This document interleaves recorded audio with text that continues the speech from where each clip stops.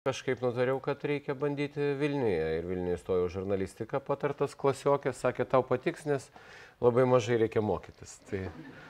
Tai įstojau žurnalistiką ir iškart pradėjau dirbti žurnalistu, nes tuo metu buvo tokia padėtis, kad nebuvo žmonių, kurie dirba, nes kūrėsi labai daug naujų žiniasklaidos priemonių.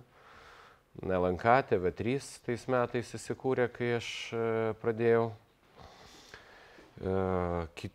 Interneto portalų, dar tokių naujienų portalų nebuvo, tai radijo stotis labai aktyviai ten žinių laidų turėdavo daug. Tai būdavo labai lengva įsidarbinti. Tai dauguma mano kursiokų nuo pirmo, bent jau nuo antro kurso visi dirbo žurnalistais ir tas lankymasis paskaitose toks buvo labai toks kažkoks. Tai aš mėgdavau sakyti, labą dieną, įimu bet kurį teigiamą. Oi, tu Jakilaitė, gerai, duok knygutę, tai va. O paskui, kadangi ta žurnalistika taip gavosi, kad gyvenime daugiau išmokau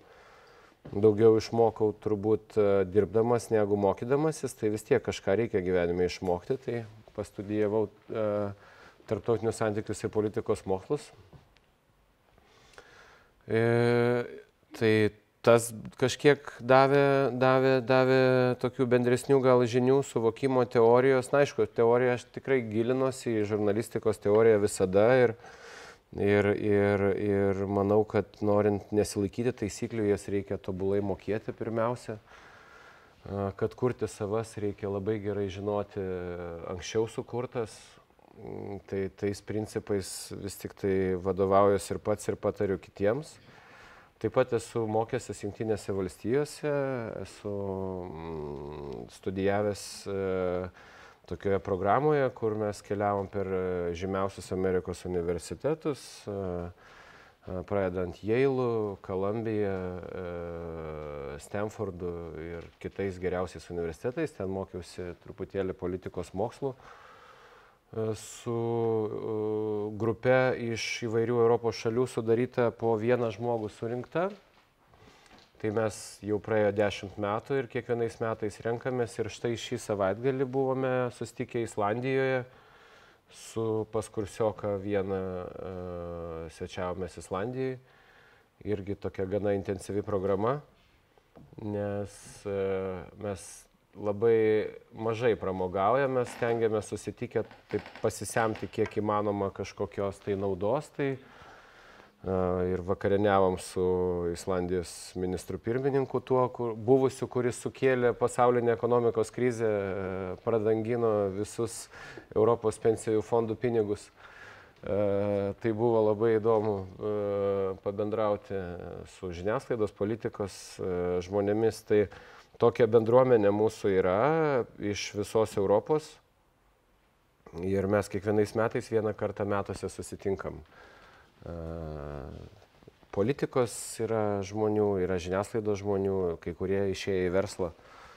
Tai va, tai tiek turbūt apie tai, kaip aš čia ką mokiausi.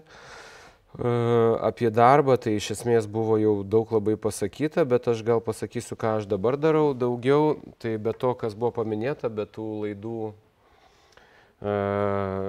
nacionaliniam radijo ir televizijoje, dar turiu su partneriu, prodiuseriu Laurynu Šeškum, mes turime 2 kompanijas. Viena iš jų televizijos laidų gamyba, o kita formatų ir idėjų kūrimas ir jų realizavimas pasaulyje.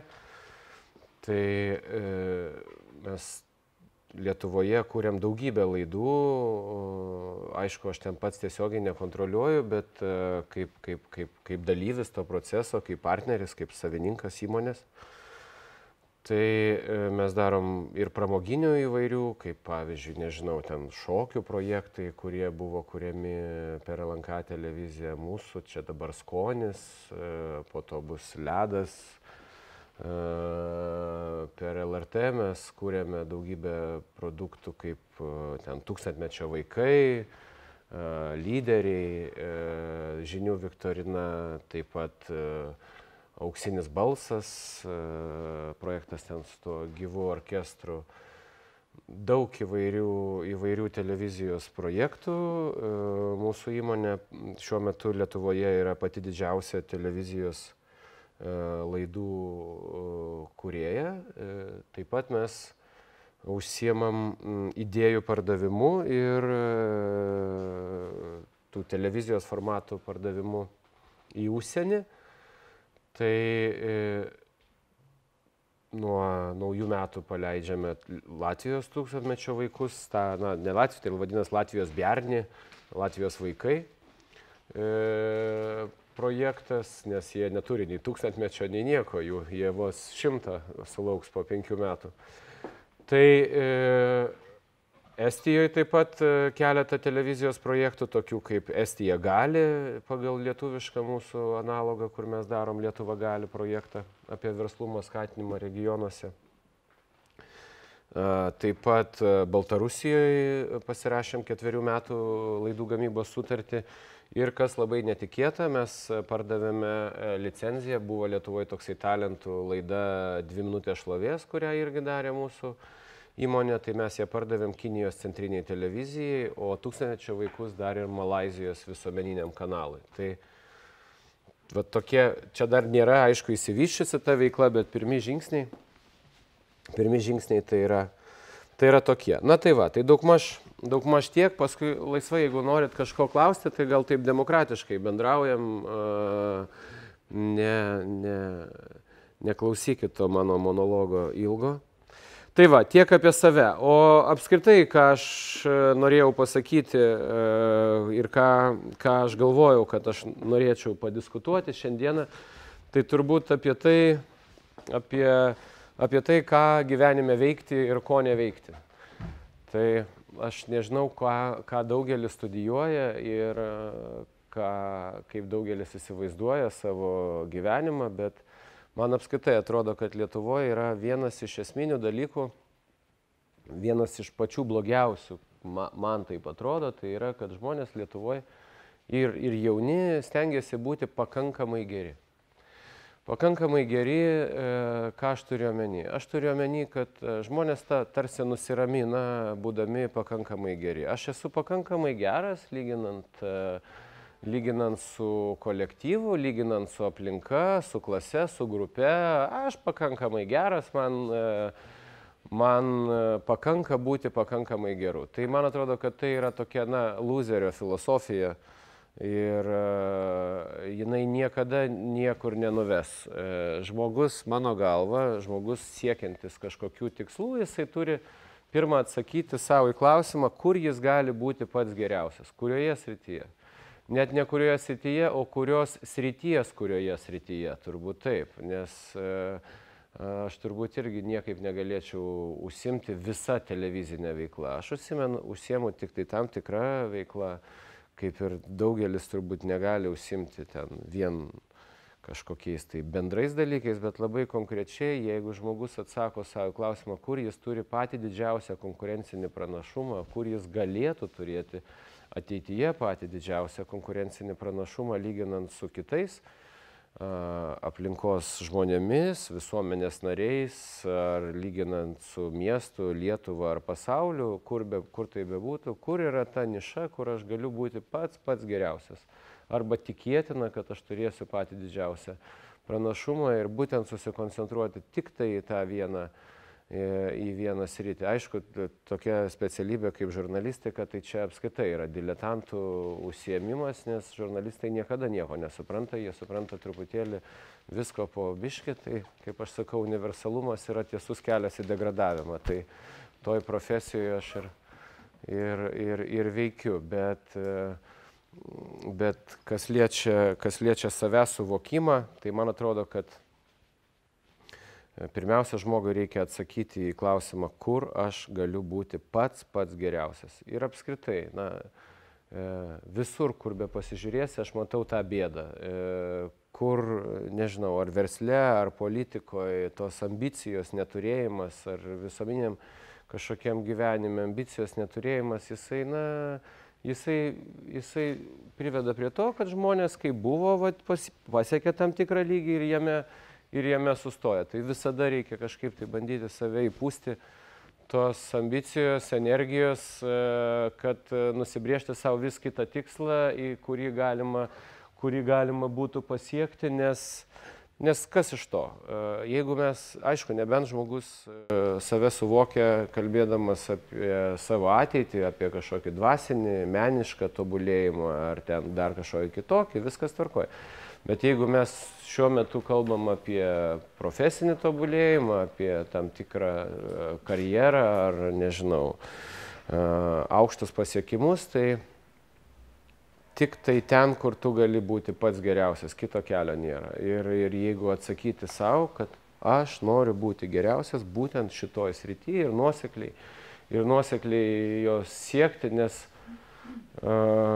tas yra, aišku, madinga, aš to netikiu, bet yra madinga persikvalifikuoti, sulaukus tam tikro amžiaus skaičiaus, ypač vakarų Europoje žmonės labai drastiškai mėgsta keisti profesiją, sulaukia tam tikro amžiaus, bet tai yra tam tikras pripažinimas, kad tau labai nepasisekė, kad tavo visi ankstesni pasirinkimai buvo neteisingi, nes jeigu tu iš esmės darai kažkokį virsmą, sulaukęs daug metų radikaliai keiti savo gyvenimą, tai tu vėl viską pradedi iš naujo. Gal tai geriau pripažinti, kad buvo klaida, jeigu siekėjai kažkokį laikotarpį ne to, kas tau yra artima ar priimtina, bet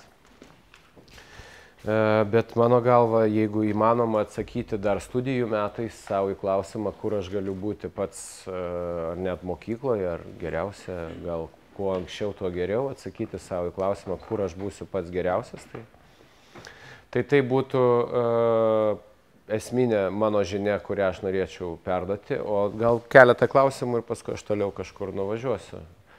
Mesgi aktyvus esam visuomenės nariai, ar ne? Taip. Jeigu aš esu nusibrėžęs aišku tikslą, aiškiai matau save, bet tai yra labai abstraktu. Tas žmogus gali ten, bet būtent... Pakalbėkim konkrečiai. Konkrečiai, ne? Aš norėčiau asistoti ir prie manęs būtų 100 žmonių ir aš norėčiau toj būtent pozicijai padaryti. Aš jaučiu tai, kad galėčiau padaryti ir aš kartais padarau ir man tai sekasi. Ir pavyzdžiui, aš nežinau, kaip į tą kelią eiti gerai. Tai va, kur... Bet čia aš, žinokit, nesu gyvenimo būdo vadybininkas. Ta prasme, jeigu jūs kalbėtumėt konkrečiau, tai aš galėčiau pasakyti konkrečiau. Iš tikrųjų, tai jeigu tas suvokimas yra, tai jisai labai gerai. Man atrodo, kad tai ir yra esmė. Tai jeigu tu žinai, aiškiai suvoki tikslą, kur tu nori būti po x plus k metų, ar kažkokių laiko vienetų, ar po tam tikrų aplinkybių, ar po kažką baigęs, kažką padaręs būti ten, tai tau belieka tik tai atsakyti savo į klausimus, kaip tą padaryti, bet jeigu tu jau žinai, ką tu nori padaryti, tai ir yra esmė. Gali ir nepavykti, ir kas, bet tai yra procesas, yra prasmė, tu žinai, kur eini ir žinai, ką darai, tu kažko sieki, tu aiškiai suvoki savo tikslus, tai tas yra esmė. O taip.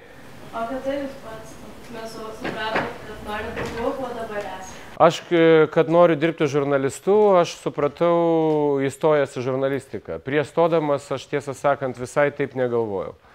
Ir galvojau, pasižiūrėsiu, kaip čia yra. Labai ilgai buvau nesusivokęs iš tikrųjų, kuo aš noriu užsiimti ir ką aš noriu veikti.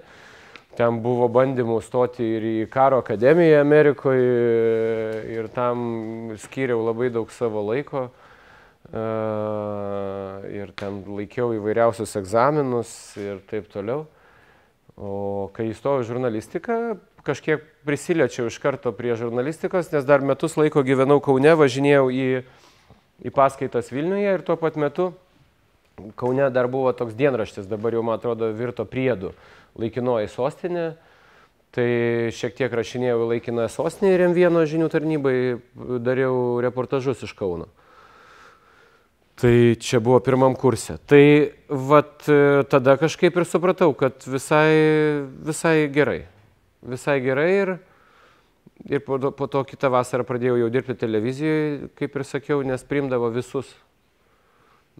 Kas norėjo, tas ir dirbo tais laikais. Jeigu norėjai dirbti, tai darbą gausi. Tai toks labai lengvas būdavo priėmimas. Atėjau, pasikalbėjau kokias 3 minutės, balsas neblogas, naglas matau, gerai, ateik rytoj 8. Tai viskas. Tai va, tai atsakymas savo kažkur turbūt pirmam kursė pradėjau studijuoti. Po tam tikrų klajonių. Kaip jūs, kada savo atsakėt, ką studijuojat? Taip. Dar kol kas tikriausiai neatsakiau.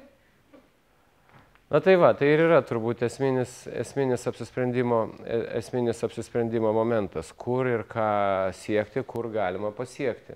Galima to ir neatsakyti savo į klausimą, bet tada reikia neturėti iliuzijų, kad įmanoma kažkokių aukštesnių rezultatų pasiekti. Žmonės gali būti, ne visi pasiekia kažko gyvenime, kai kurie ir nepasiekia, bet kur kas didesnė tikimybė pasiekti, žinant, ko siekti.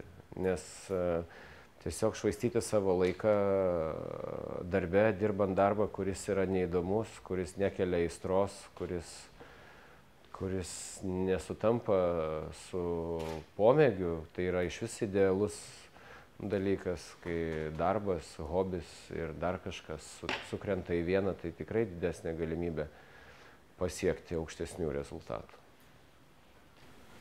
O jūs manot, kad daugelis žmonių dirba kaip jūs jiem patinkantį darbą, kuris tampa su hobiu, ir ar skaitot, kad tai yra blogai, kad šiuo metu daugelis iš mūsų neturime aiškių planų ateičiai?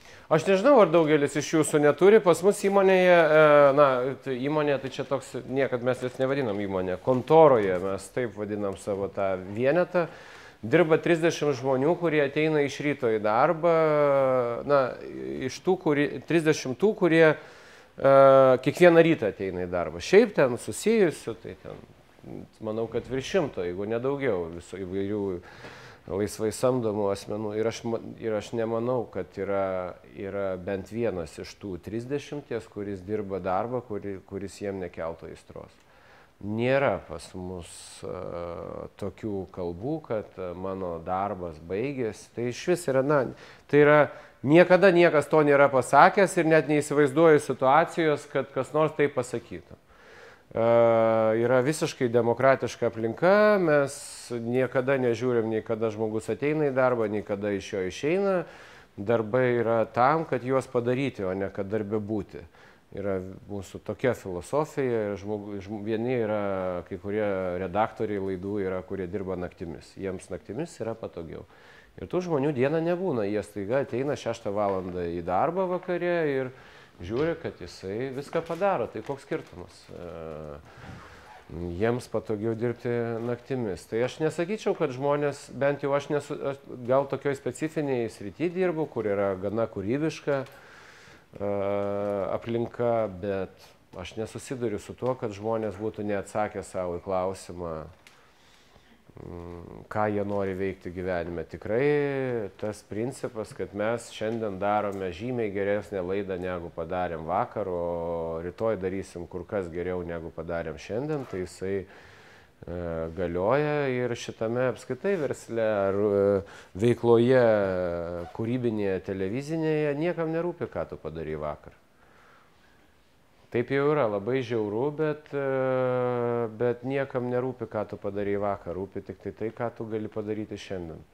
Jeigu kažką planuoji rytoj, tai pats ir planuok, bet iš esmės tu esi vertinamas tik pagal tai, ką tu šiandien sukuri, o ne tai, ką tu už tavo praeities nuopelnus. Tai tokia gana žiaurokas rytis, bet manau, kad jeigu aiškiai žinai, ką darai, tai va. Tai nemanau, kad ir iš jūsų dauguma neatsakė savo klausimą, bent jau taip tikiuosi. Taip. Pats žiūri televiziją ir kaip atsirenka ką žiūrėti? Aš žiūriu televiziją, nes tai yra mano... Aš pirmiausia žiūriu, nes mes gaminam labai daug laidų, gaminam čia kaip puspadžių gamyklai, rengiam daug laidų, kokią turbūt 14-15 valandų per savaitę, tai jų prieš eterį logiška visų nematai, tai dažnai pasižiūriu mūsų pačių rengiamas laidas dažniausiai. Kadangi turiu dukrą, kuri yra 9 metų, tai ir turim namie tik vieną televizorių, nes toks yra sprendimas, tai tik vieną, tai toks faktorius kaip X faktorius yra visiškai force majoras ir neįmanoma jo nežiūrėti, nes mano dukra labai tai mėgsta, kaip suprantu, čia toks vaikų užsiėmimas yra bendrinis. Tai, o kad kažką labai ypatingai sekčiau, tai ne, žiūriu žinias. Žiūriu žinias ir dokumentiką. Aš kai vadovau Lietuvos ryto televizijai, tai jinai atrodė taip, kokias aš laidas žiūriu. Tai buvo labai daug dokumentikos, daug žinių ir naujienų. Tai va, tai tokį ir buvau pasidaręs, kaip pačiam patinka. Dabar jį jau atrodo biškai kitaip, nes kitiems žmonėms patinka kitaip. Taip. Gal toks kompleksinis klausimas būtų. Ką Edmundas Jakilaitis laiko lyderiu, apskritai sąvokos prasme, ir kaip jo tapti pagal jūs. Ir dar toks tai buvo kaip ir temos, kaip ištrūkti iš pakankamai nevykėlių ratų, kaip pagal jūs, kaip ištrūkti. Tai aš jau pakalbėjau apie tą, tik tai gal ne tokiais grubiais žodžiais, kaip suformulavau temą, bet aš man atrodo apie tą, kaip reikia atsakyti savo į tą esminį klausimą.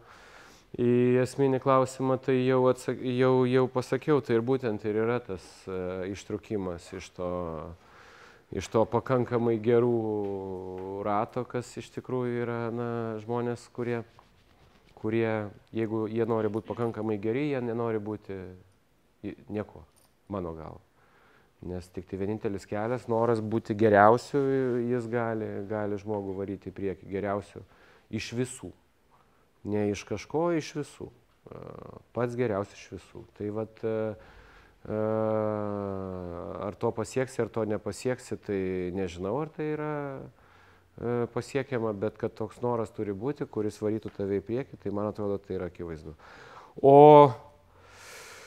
O kas yra lyderis, nežinau, aš tiesą sakant dabar išgirdau, kad tai net yra profesija. Niekada, aš žinojau, kad tai yra kursas aukštoje mokykloje, bet kad tai yra profesija, tai dar nežinojau, dabar sužinojau. Visada galvodavau, kad tai yra savybės žmogaus. Uždegti kolektyvą, uždegti aplinką, kažkaip tai sukurti tokią aurą, kad žmonės eitų kartu ir norėtų kartu eiti ir to mėgautųsi kiekvieną sekundę. Sugebėti kurti iš atskirų žmonių vienetų tokius junginius, kurie su tavim galėtų eiti bet kur ir dirbti bet ką.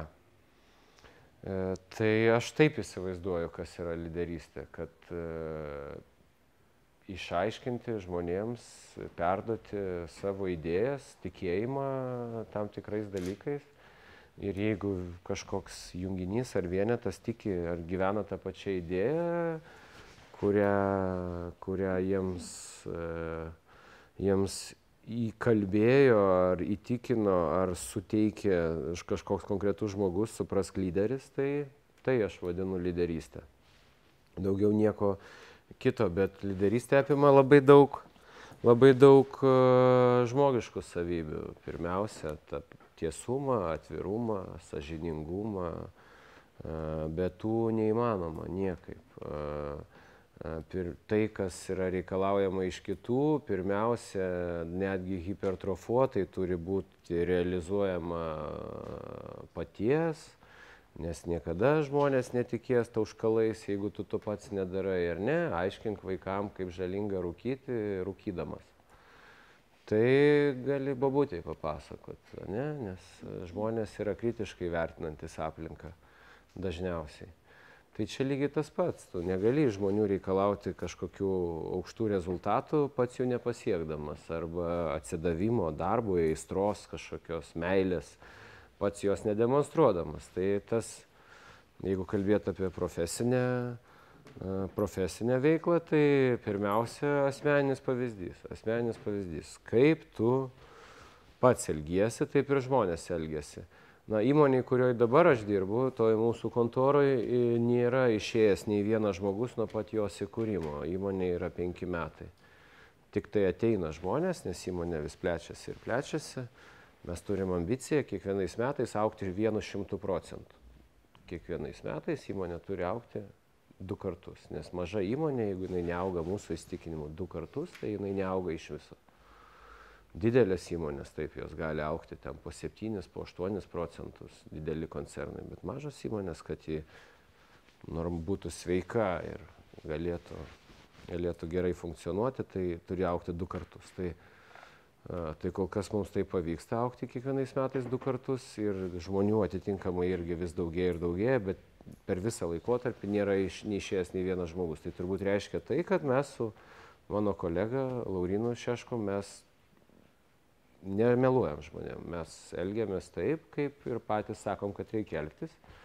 Ir man atrodo, tas yra esmė, kad kolektyvas, kuris yra aplinkui, nepriklausomai nuo to, kokią jisai funkciją atlieka, ar jisai labai sofistikuotas ten režisierius ar administratorius, kuris tradiciškai tampa režisieriumi pas mus per 1 metus, nes mes niekaip negalim nusisamdyti kurjerio, nes kiekvienas kurjeris po metų jau gauna savo projektą ir mums vėl reikia kurjerio, nes jie pamato, kaip viskas vyksta ir turėjom 2 kurjerius ir kiekvienas iš jų jau dabar yra režisierius, prodiuseris, nes tai traukia, įdomu ir tai va, tai tiek turbūt apie lyderystę. Taip.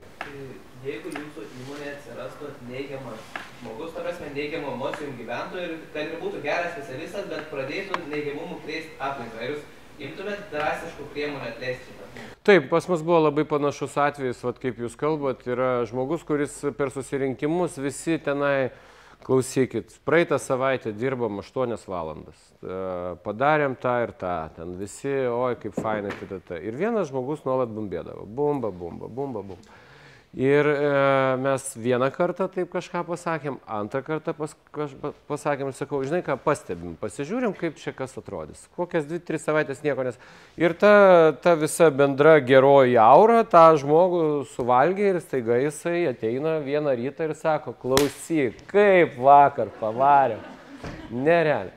Tai arba reikia palaukti, kol žiūrint, kur yra kritinė masė, ar ta pozityvi kritinė masė, ar negatyvi. Bet jeigu šiuo atveju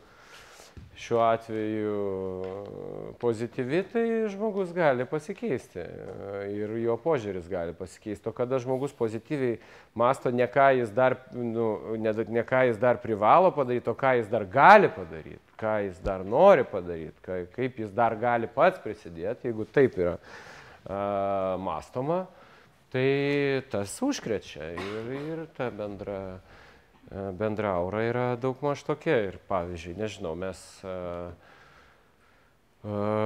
dabar darom daug televizijos laidų ir čia pasakėm, kad po naujų metų pradedam dar 2 didelius projektus. Vieną iš jų su senukais, ten tokį televizijos projektą gana didelį, tai visi supranta, kad yra užsikasę pakankamai darbuose ir taip, bet tai buvo labai džiugi naujiena, kad, tai labai gerai. Jeigu dabar darom labai daug, tai padarysim dar daugiau. Toks mąstymas ir, aišku, tai turi tam tikrą ribą, tu turi sekti, nes žmonės gali išsekti darbe, ar ne, jie gali prarasti kūrybinį įkvėpimą, tai čia jau yra tam tikras administravimas, tu negali išsunkinėti iš žmonių 101%, tiek, kiek jie negali padaryti fiziologiškai, tai kartais reikia pristabdyti, kartais išvaryti žmonės į Druskininkus ar į Nidą per prievartą, kartais dar kažką, neįleisti į kontorą savaitės, kad tau draudžiama dabar ateiti į darbą savaitę laiko. Supratai? Tai tokių dalykų irgi būna. Šiek tiek paminėjote, kokia yra jūsų komanda arba kokie tie žmonės tampa, kai jau atsiduria toje aplinkoje. O kaip renkatės naujus komandos, jūs kokius kriterijus turite? Pastaruoju metu tai mes perpirkinėjam, nes nerizikuojam jau iš naujo, nes yra na kaip, ir taip elgiamės iš tikrųjų, nes kada reikia tau labai greitai daryti laidą ir reikia režisieriaus, tai tu dažniausiai jį perki rinkoje, nes neturi kada laukti, kol jis užaugs. Bet jeigu, pavyzdžiui, kalbėti apie ten vykdančiuosius prodiuserius, kurie yra prodiuserių tokie kaip asistentai, tai mes juos tiesiog, nežinau, ar parašai Facebook'e, ar dar kažką. Bet mes jokios agentūros niekada nesikreipiam, ne, per kažkur. Per kažkur. Pirmiausia, pasakom darbe, visiems per susirinkimą pirmadieniais, kad mums trūksta to ir to žmogaus. Kas žino, siūlykit. Tai šitas būdas yra pats efektyviausias, nes įmonė didelė, joje 30 žmonių, tie 30 žmonių visi dar pažįsta po 50 žmonių ir atitinkamai tikrai yra galimybė susirasti žmonės. O šiaip tai jo, parašom Facebook'e kartais. O kai jau ateina pas jūs kandidatas, kaip tada įvertinat, tai ką labiausiai kreipiat dėmesį? Patirtis kažkokia nuopelnai, asmeninės savybės? Ar dega akis ar ne? Ar akis dega ar ne? Vienintelis kriterijus. Ir būna išeina žmogus, klausyk, viskas gerai, bet nedega akis. Nu jo, nedega. Nedega. Tai vat šitas kriterijus, o jei patirtis svarbu, viskas yra svarbu, bet turbūt svarbiausia yra nusteikimas ir aistra. Nežinau, mums taip atrodo ir kol kas, nežinau, mes taip elgiamės ir... Dar grįžtant, jeigu prieš tai vedėte Lietuvos rytą, dabar dėmesio teatre laidą, ar ne? Ir kaip jums pavyksta tiesiog po laidos, po to kalbėti su politikais, kuriuos prieš tai užklausėte, kaip vėl pavyksta juos prisikviesti, ar turite labai gerą prodiuserį administratorių, ar jie tiesiog nemato tos išeities, kad jeigu neteis pasirinkti? Aš tiesą sakant, iki šiol nesuprantu, žinokit, kodėl aiškiai prisidirbęs žmogus eina. Ir jis aiškiai žino, kas bus. Aš suprantu, kada žmogus eina, kaip kažkada man Uspaskichas yra pasakęs prieš kokius krūvą metų. Sako, aš pas tavį laidojau 8 kartą ir 1 kartą laidą neapimani.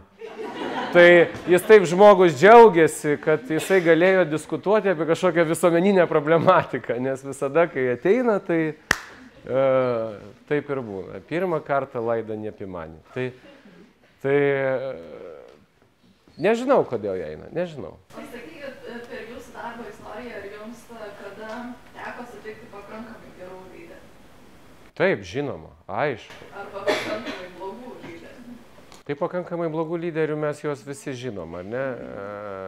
Jie kiekvieną dieną pas mane laidoje. Bet pakankamai gerų lyderių, aišku, žinoma. Taigi yra fantastiškai veikiančios organizacijos ir man atrodo, kad ten... Aš turiu 2 klausimus. Pirmas klausimas, tai kaip jūs suvokėte, kaip jūs galvojate apie tą atsakomybę, kurią jūs nešate, nes žiniasklaida yra labai galingas instrumentas, jūs ne tik tai informaciją teikiate, bet ir formuojate mūsų visuomenę, atnešate tam tikrus pokyčius. Ir kaip jūs suvokėte tą atsakomybę, kad tam tikrų dalykų aš nedaryčiau, arba mano tam tikri etiniai dalykai, sakykime, neleistų man, arba moraliniai įsitikinimai, tai kaip jūs suvokėte tą atsakomybę. Ir antras klausimas yra, ar jūs nebijote, būdamas tokiu dideliu lyderiu žiniasklaidoje, kiekvienas lyderis, kuris ir truputėlį aukščiau iššoka negu už vidutinybės, jie visą laiką tampa tam tikrų taikinių, tam tikrose, sakykime, įvairiai tai galima interpretuoti, nebūtinai tiesiogiai, bet yra tam tikri konkurencijos dalykai, galbūt jūs žiniasklaidos susidarėt su tam tikrą norų manipuliuoti šiek tiek jumis, tiek politikoje, tiek versle, aš nežinau, kiekvienas turim savų interesų, ar ne, norime pritraukti. Tai antras toksai klausimas būtų, ar jūs nebijote tapti to taikiniu, kaip jūs išlaviruojate šitoje srityje? Ok. Tai pirmas apie atsakomybę. Ok. Tai atsakomybė, žinot, kaip mes čia be lengvai diskutuotumėm ir besijuoktumėm, bet tai yra rimtas dalykas ir labai rimtai mes čia žiūrime visus tuos reikalus, kas liečia informacijos patikimumą, kažkokius interesus ir visa kita. Kiek tai daro įtakos visuomeniai? Čia dabar Veidas išrinko mane įtakingiausiu žiniasklaidos, religijos ir visuomenės veikėjų. Nu, didesnio absurdo gyvenime nesugalvosi, ne? Tai kažkokią ten padarė apklausą ir pripažino. Įtakingiausias. Pernai buvau antras po Bačkio, dabar Bačkį aplenkiau. Tai kardinolą. Tai klausykit, nu, juokinga. Tai va. Tai tiek ir su ta įtaka. Įtaka, žinot, nu ką įtaka? Įtaka, jinai nei kaip apskaičiuojama, nei kaip išmatuojama. Tikrai tai nėra mintis, su kuria aš keliuosi ir guluosi. Apie tai, kaip padaryti įtaką sprendimam. Aš keliuosi ir guluosi su visai kitomis mintimis, o ne apie tai, kaip čia pakeitus kažką tai. Taip, aiškiai yra suvokiami dalykai, kur yra aiškus blogis ir ten aš neapsimetinėjau kažkokiu ten objektyvių ar dar kažką. Ne, ten kalu į vienus vartus ir net neturiu jokių skrupulų, kad kažkam tai pasirodys kaip tendencinga ir dar kažką. Jeigu aiškiai matyti, tai čia apsimetinėti nereikia. Tai, o kad tai darytų tai didelė labai įtaka, tai klausykit, na, man atrodo, kad chirurgo veiksmų įtaka yra kur kas didesnė, ar ne? Ir jisai daro iškart tiesioginį poveikį individo gyvenimui. O jeigu tu žmogui sugadinsi karjerą dėl to, kad jisai padarė kažką blogo, tai nereikėjo daryti blogai, ar ne? Tai kas kaltas? Ar kaip tu atrodai, ir veidrodis kaltas? Tai gali veidrodžius daužyti kiek nori, bet nuo to savo išvaizdos nepakeisi, ar ne? Tai čia su žurnalistais, aišku, mes čia ne veidrodžiai, nesam labai ten kažkokie super objektyvūs, bet sąžiningi taip. Ir aš tikiu labiau sąžiningą žurnalistiką negu objektyvę, nes objektyvumas yra tokia sunkiai išmatuojama savoka. O sąžiningumas yra bendra žmogiška savybė, kuri labai aiškiai yra suvokiama ir viskas jie remiasi. Ar mes kalbėtumėm apie kažkokią žurnalistų veiklos etikos normas, kurios iš esmės remiasi bendra žmogiškom normom. Jeigu tu jomis remiesi, aš ten nekalbu apie kažkokias katalikybės ar ten kitokius dalykus, bet grinai bendražmogiškom normom, kaip padorumas, sąžiningumas ir taip toliau, tai kitų kriterijų, man atrodo, net nereikia. Bet aš nepastebiu, kad labai jau čia daug kas labai norėtų kažką manipuliuoti, įtakoti. Yra tam tikri įvaizdžiai pas žmonės susiformavę ir manau, kad apie mane yra susiformavęs irgi toks įvaizdis, kur jau daugelį metų niekas nei ko prašo, nei ko siūlo. Tai niekas čia nevargsta. Nėra taip, kad čia šiandien aš atsisakiau 100 000, vakar 200. Ne, nieks nei siūlo, nei nieko. Viskas vyksta taip, kaip vyksta. Ir aiškiai viskas yra suvokiama, kurie žmonės yra tokie, kurie yra kitokie ir tu siūli kiek nesiūlės, koks skirtumas. Tai yra visai kiti veiklos principai, man yra kur kas svarbiau realizuoti save, tam tikras idėjas iškelti, parodyti protingus žmonės, parodyti kvailius, atskleisti, kad žmonės galėtų patys atsiskleisti, esant tam tikrom, pavyzdžiui, interviu, esant tam tikrom gana ekstremaliom situacijom, kaip žmogus reaguoja, spaudžiamas ar glostomas, kaip jis reaguoja, kai su juo juokauja, kaip jis reaguoja, kai tu jam išsuki ranką ar koją, ne? Ir kiekvienas atsiskleidžia. Ir man atrodo, kad atskleisti pašnekovą, jo tikrą pasaulėžiūrą, vakar buvo Bronius Bradauskas. Man atrodo, aš jį nuostabiai atskleidžiau. Kas yra lyderiui svarbiau turėti tokį stiprų stuburą ar gebėjimą tiesiog laviruoti situacijose, pajautimą tokį? Aš nežinau, man atrodo, kad stipriausiai yra lyderiai tie, kurie sunkiausiai prisitaiko ir tie, kurie didžiausi lyderiai, kurie yra iškilę, tai ne tie, kurie prisitaikė prie aplinkos, o kurie visą aplinką pritaikė prie savęs, ar ne? Tai prisitaikyti tai reiškia būti pakankamai geram. O jeigu pritaikyti prie savęs aplinką, tai jau yra šis bei tas, ar ne? Ir kiek mes čia matom tų pasikeitimų kažkokių, na, kad ir pažiūrėkime į politiką, ar ne? Ar žmogus kūrė pareigas, ar pareigos kūrė žmogų, ar ne? Kas jums jaunystėje, ar dabar yra autoritetas jums?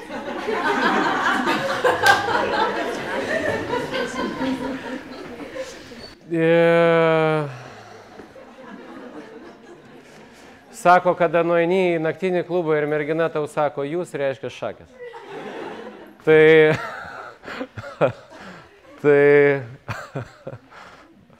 Tai čia dar geriau buvo pasakyti. Tai va, tai kas man buvo didžiausias autoritetas, aš neturėjau tokio kaip autoriteto. Didžiausia įtaka man padarė turbūt kokiais 3 metais, kai aš dirbau žurnalistu, LNK žinių tarnybai pradėjo vadovauti Rita Miliūtė. Jinai už mane yra 9 metais vyresnė, atitinkamai lygiai tiek metų daugiau dirba žurnaliste, nes kai ji baiginėjo, mokėsi tiksliau nes baiginėjom, tai mes kartu žurnalistiką. Ten buvo dar kiti laikai, 87-88, kada ne taip kaip mano po 10 metų, kai mes visi dirbom, bet dar ir mokėmės, tai tada nieks nesimokė, tada visi metė mokslus ir išėjo dirbti. Nes tada iš vis nieko nebuvo. Tai buvo nacionalinis pabudimas, ar ne? Tai turbūt Miliūtė man padarė didžiausią įtaką. Aš nesakyčiau, kad jinai ten kažkoks super autoritetas dar ar ką, bet formuojant tą suvokimą ir visą kitą, dabar aš manau, kad geriau už ją pavarau. Ir greičiausiai jinai sutinka irgi su tuo. Bet kas liečia, kas didžiausią įtaką padarė, tai manau, kad jinai. O daugiau tai ne. Daugiau ne. Aš šiaip labai daug bendrauju su įvairiausiais žmonėmis, man patinka klausyti, o ne kalbėti.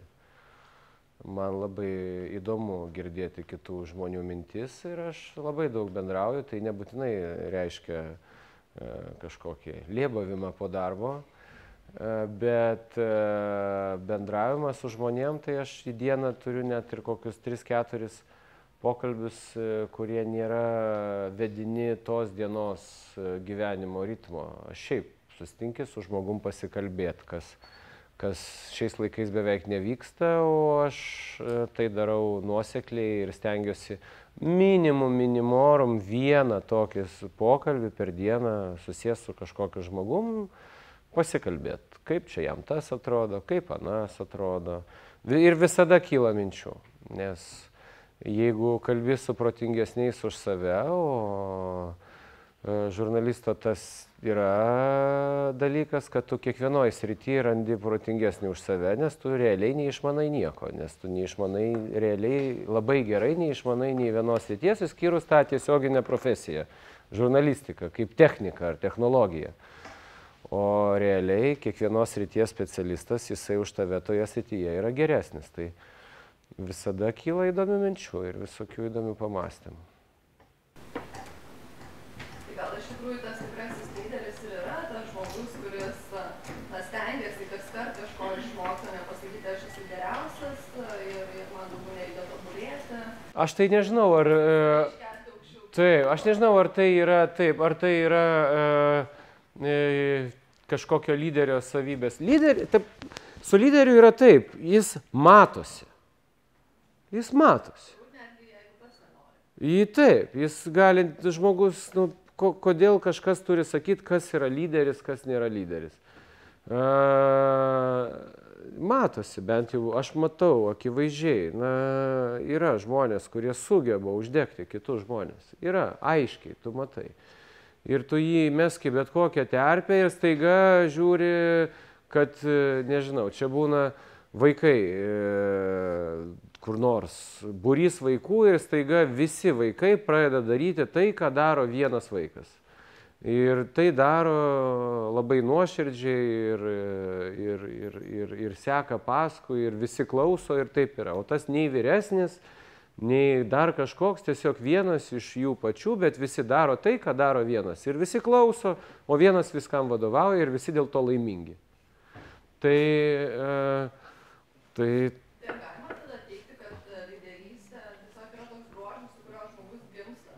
Nežinau, ar gimsta. Nežinau. Aš manau, kad lyderystė yra tiesiogiai susijusi, jau kalbant apie normalius suaugusius žmonės ir darbus, ir kažkokias veiklas lyderystė, tai yra tiesiogiai susijęs su nuoširdumu. Tiesiogiai. Ir tu niekada, esmė yra. Esmė. Taip. Kartais galim sakyti, kad lyderystė yra ir vadovavimas, teisingai, kad ir jūsų kontoros pavyzdį imant, ar ne? Ir čia tada atsiranda klausimas, kiek tas lyderis turi būti įsitraukęs į, gerai, savo sekėjų, ar šiuo atveju tai būtų pavaldiniai, jeigu imsim, kaip jūs sakėt, kontoros pavyzdį, jų veiklos kontrolę, jų procesų kontrolę, ar mes užsiimam to, kad mes sėdim ir žiūrim, kaip tas vadybininkas, jisai kokį rezultatą atnešė, tada arba apsidžiaugiam arba nusiviliam, arba mes jo procesą kontroliuojam ir tada tas lyderis nusileidžia į to vadybininko lygį. Žinot, tai čia jau yra labai, taip, aš irgi esu skaitęs įvairiausios vadybos literatūros ir daugybę visokių dalykų, tikrai esu susipažinęs, nes tai buvo vienu metu kaip, a must, higiena, vadovo higiena, būti perskaičius ten 5-6 autorius, ar ne? Apie kažkokius dalykus. Bet aš tiesą sakant, man visai ne tai. Man atrodo, kad pirmas klausimas yra tik tai tinkami žmonės. Jeigu žmogus yra bent kiek netinkamas, tai tu jį laužk nelaužęs. Čia ne vaikų darželis. Man atrodo, profesinė veikla, jeigu žmogus yra bent kiek netinkamas, reiškia, jis netinka. Ir viskas. O jeigu yra tinkami žmonės, tai jų kontroliuoti nereikia. Jie padarys patį geriausią rezultatą. Ir kuo daugiau laisvės duodi, tuo geresnį rezultatą žmogus padaro. Nes geriausia atiduoti visą, pilną atsakomybę. Visą, nuo pradžių iki galo. Visą. Eik ir pasikark. Ir kai padarysi, ateik. Ir pats geriausias, bent jau man atrodo, yra vadybos principas. Klausyk, esi valdęs kada nors biudžetą? Tu režisierius, esi valdęs biudžetą? Nu ne. Tai dabar valdysi ir biudžetą. Gerai? Nu gerai, o kaip tai daroma? Tai Excelį matęs gyvenimą? Matęs. Nu tai va. Ir varyk. Ir žiūri, kad jis jau po pusės metų prodiuseris. Ir taip vyksta. Kitaip aš tai vadovauju tik tai tokiu principu ir man atrodo šitie dalykai veikia. Aišku, matai aiškiai, kada tu turi tam tikrų žmonių, kurie, matosi, jie neištraukia. Tai arba tada jam patikėti tik tuos darbus, kurie būtų susiję su jo kompetencija, arba tada pasakyti, kad, žinai, yragi kitų veiklų, kur galima užsimti savo ramiai ir būti pakankamai geru. Taip. Tai jūs toks irgi vadovavimo stilius vis tiek turite įmetį į balą arba išplauks arba... Absoliučiai. Bet norėjau kito klausimą paklausti. Mes turbūt dažnai savokas, kalbant apie lyderystę ir apie profesionalumą, kartais maišome, jos yra gan, jas prieštaraujančios iš principo. Ir jūs tai kalbėjote pačioj pradžioje, kad būtinai turi pats geriausias būti toj srity, tai tada turbūt daugiau mes kalbam profesionalumą. Aišku. Ir iš tikrųjų labai retai tikras profesionalas gali būti lyderiu.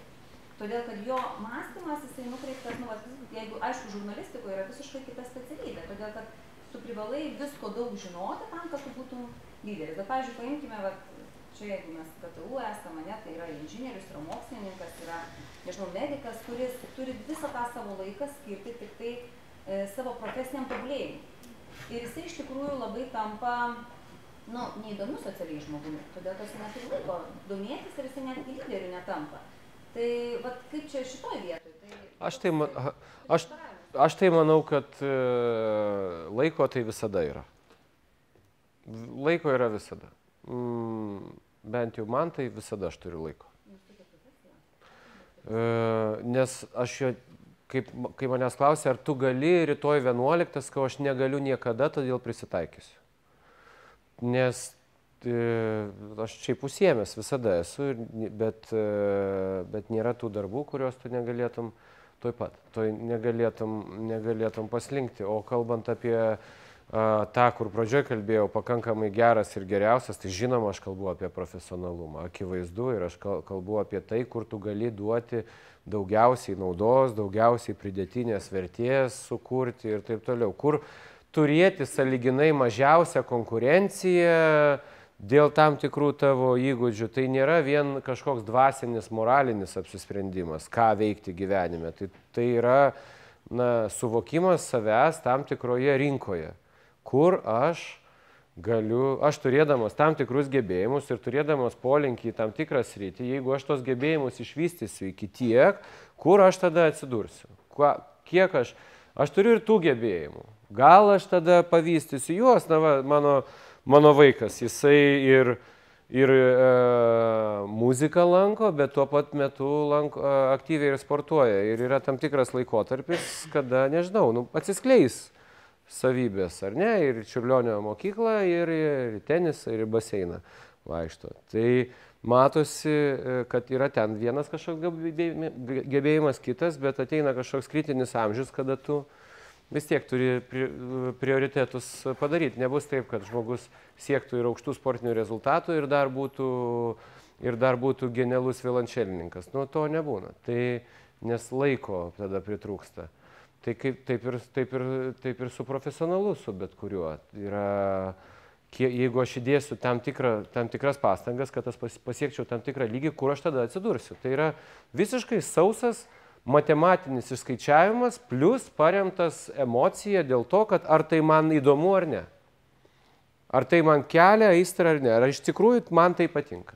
Jeigu iš tikrųjų man tai patinka ir tai yra logiškai pagrindžiama, kad jeigu aš turiu pranašumą ten ir ten, arba aš galvoju, kad turiu pranašumą ir jeigu aš ties to dirbsiu tam tikrą laikotarpį, tikėtina, aš pasieksiu tuos ir tuos rezultatus. Viskas. Toliau lieka tik dirbti ir siekti. Bet čia su lyderystė nieko bendro neturi. Tai mes galim būti visiškai intravertai, užsidarę savyje, vienišiai ir su nieko nebendraujantis būti geriausi specialistai pasaulyje, ar ne? Ir aš turiu omeny tik profesiją. Lyderystė tai čia yra visai kas kita. Ir tai nėra nei profesija. Aišku, lyderiam gyvenime lengviau.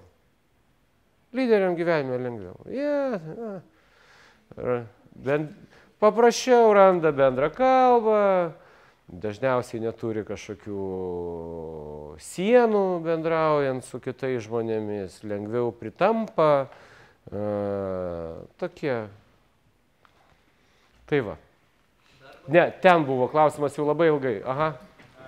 Tiek daug veikia, daug keliauja, turit šeimą. Kaip planuojat laiką? Kas svarbiausia laiko planavime ir kaip išsirinkt tuos prioritetus? Kaip mažiem vaikam, pasikartojantis dalykai ramina.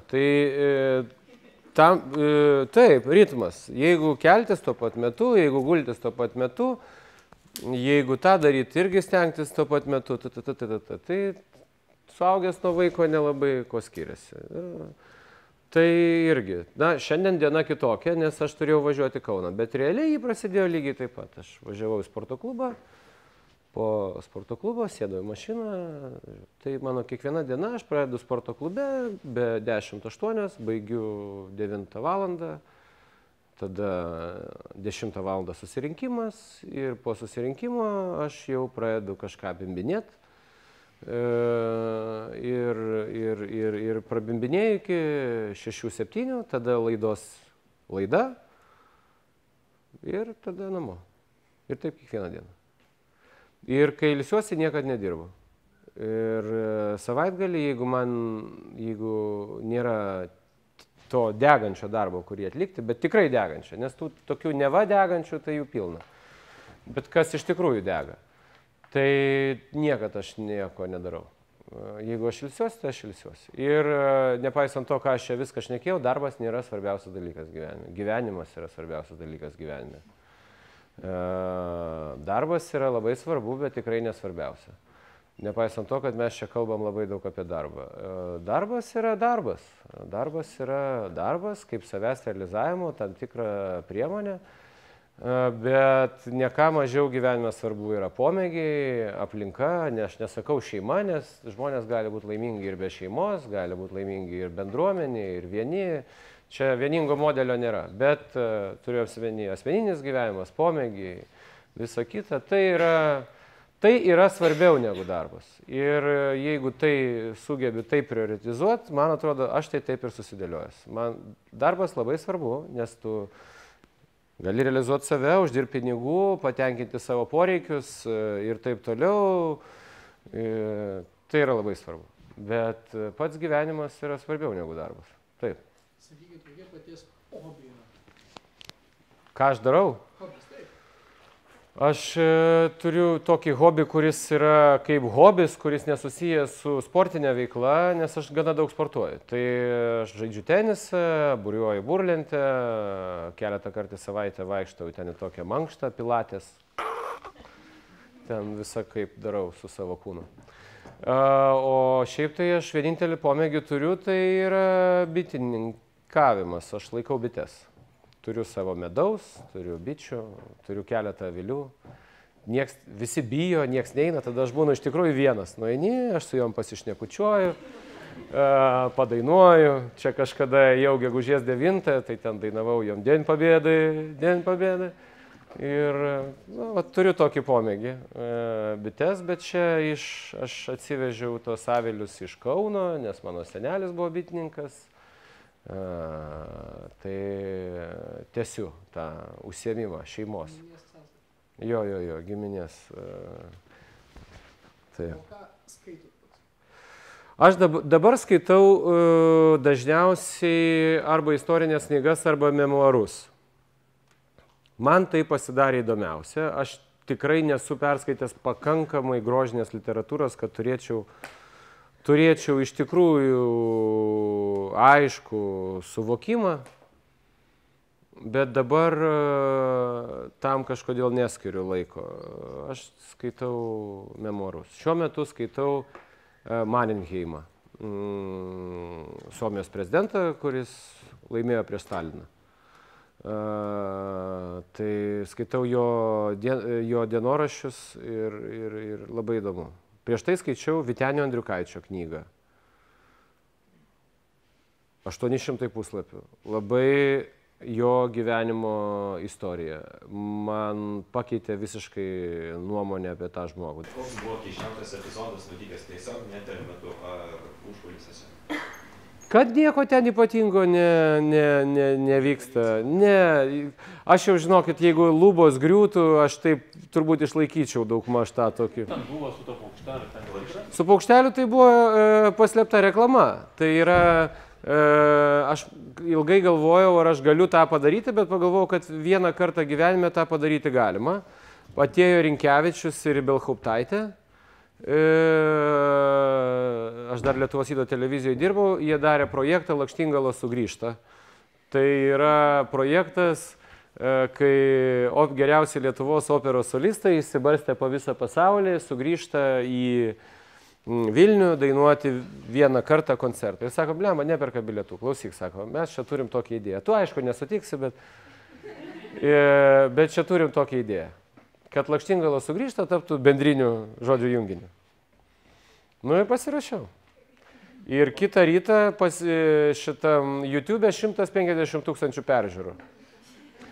Neblogai. Tuo metu buvo populiariausias lietuviškas hitas YouTube. 150 000 peržiūrų. Dabar jau kažkas ten aplenkė. O galėtumėt nedirbti, pavyzdžiui, nes 80% žmonių, kurių paklaustų, ir jie išloštų aukštą podą, ne, visi sakytų, nusipirkčiau namą po jūrį, žiūrėčiau į jūrą, į saulę ir nedirbčiau. Ar jūs imtumėt šitą opciją?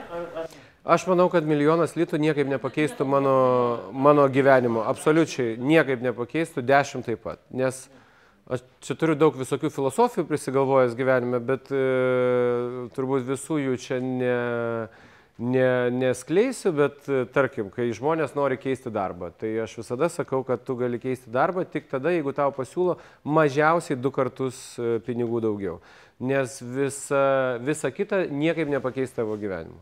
Niekaip nepakeis, o mano galva darbą keisti reikia tik tada, kai šitame dirbti yra neįmanoma arba kai kitas pasiūlo bent jau 2 kartus daugiau. Jo, tai o kalbat, ar pasirink nedirbti? Ne, aišku, nepasirinkčiau. Ne, aš, tai tu taptum tokio socialių bomžų nedirbdamas. Ką tu veiktum? Labdara, tai tada reikia laimėti ne milijoną, o milijardą, ar ne, kad suinvestuoti ir... Jos, manau, kad jeigu jos paklaustumėt, ar ji dirba, aš manau, kad jinai, oi, kaip dirba. Tai čia...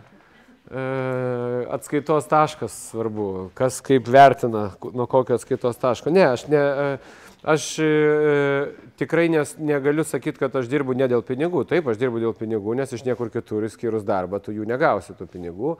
Aš turiu įvairių įsipareigojimų, kreditų ir visa kita.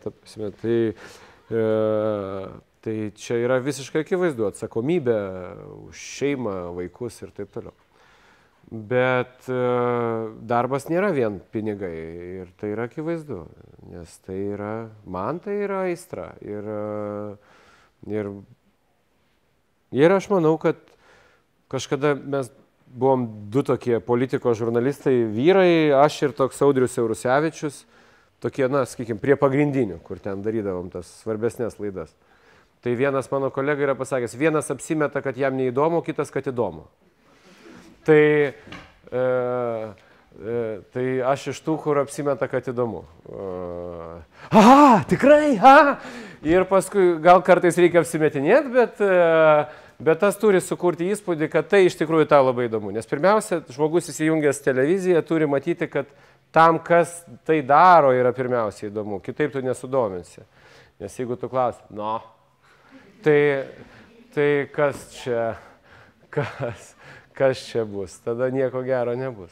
Tai va. O ką paklausyti apie tą vadinamą užsakomąją žurnalistiką? Nes visi sako, kaip ir dirba, bet vis tiek darbas turi teikti aistrą, malonumą. O va tos laidos, kurios, nesažiningos, bet už jas gerai sumokėjo, va, ir tą pačią Karliavos istoriją, buvo į vienus vartus mušė, kitos į kitus vartus mušė. Kaip žurnalistai tai daro ir kaip jie tarpusavyje paskui? Aš tai manau, kad tenai niekas niekam nemokėjo to istorijų. Aš manau, kad žmonės nesugeba kritiškai mąstyti jau daugelis sričių. Nesugeba kritiškai suvokti aplinkos, vertinti kritiškai, nesusitapatinti su kažkuo. Man ta istorija kelia 0 emocijų nuo pat pradžių. Aš nesusitapatinu su jokiom istorijom niekada. Man nerūpi kaip asmeniai. Aš tą esu išsiugdęs. Ir jeigu tai nėra tiesioginis pavojus ten demokratijai, laisvėje ir dar kažką, man tai jokių emocijų. Vakar Venckienė, šiandien Stankūnaitė. Ir aš galiu kalbėti su viena ir su kita kuo puikiausiai. Ir kalbėdavausi. Ir eidavo ir viena, ir kita. Ir nedarydavau jokių problemų. Tik tai, kad viena pusė buvo žymiai isteriškesnė.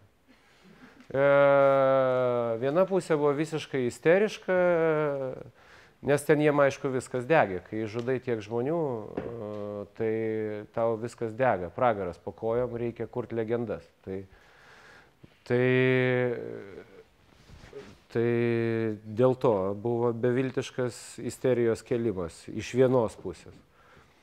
Gal tas nebuvo labai jauku stebėti, nes jeigu tu pasikvieti Stankūnaitę, tai tavo e-mailas visada yra pilnas, visokių degradų, ten kažkokių su krūva gramatinių klaidų tulžies pilimu, ten kažkokių žinučių gauni, dar kažko, toks yra, bet šiaip tai aš, gal tik tas kelia emociją, kad tu po laidos gauni tokią didelę tulžį atgal iš tos visos garliavinės tos aplinkos. O grįžtant prie klausimo apie kažkokią nupirktą, žinot, Aš manau, kad tie laikai, kai kažkas, tai kažkokie, pavyzdžiui, verslininkai turėdami kažkokį interesą pirkti žiniasklaidą, žinot, aš manau, kad žmonės jau pasidarė žymiai protingesni ir jie perka tai legaliomis priemonėmis. Jie gali nusipirkti videoklipus, jie gali nusipirkti televizijoje eterį, nusamdyti prodiuserį, kuris įgyvendins jų užsakymą kaip užsakymą ir parodys tai normaliai, legaliai nupirktame eteryje ir tai nebus joks interesų konfliktas ir tai neimituos jokios žurnalistikos. Aš manau, kad žmonės degina ar ten kerta šaką, ant kurios sėdi iš durnumo dažniausiai, o ne dėl to, kad jie už tai. Tikrai durnių yra daugiau negu korumpuotų. Tai yra akivaizdu. Ir taip yra. Ne visi žulikai. Ir tų žulikų, manau, kad nėra tiek daug, kiek kvailių. Kvailiai yra bėda kur kas didesnė negu žulikai.